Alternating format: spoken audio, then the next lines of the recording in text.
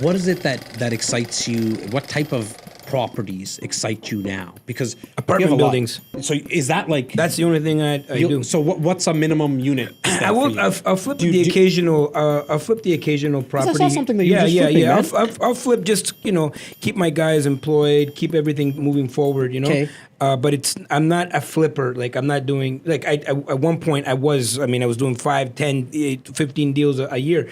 Flipping them? Yeah. Okay. But no, I'll have like 2 or 3 a year or something. If I see something interesting, but it's not really my focus.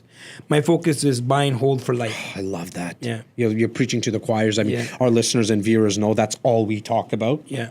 A lot of people get into real estate investing because of something that their friend did or family member did, and think about it from a flipping perspective. From a guy who's done a lot of flipping, okay, as you mentioned, and now obviously talks about buy and hold. Why are you such a buy and hold guy now?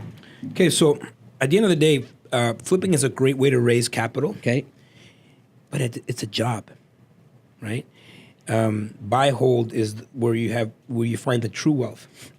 And I like the idea of, the higher you go in units, the more units you have in a single property, the lower the price. Like economy is a scale, right?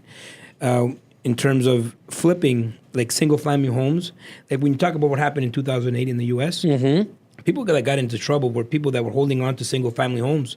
People thought, I'm going to flip 5 properties at a time, and then you get caught up with the emotional part of the economy. right. Apartment building is bulletproof.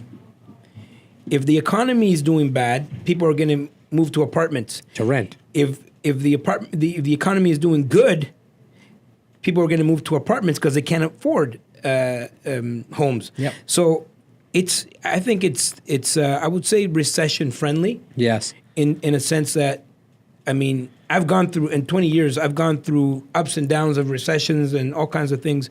And the apartment building, it doesn't matter what the value it is I'm not selling, right? So I'm buying it based on numbers, and there's logic and reason behind that. Yep. There's no emotion, the emotion part where it comes to single family homes and flipping. Yeah. That is an emotional purchase.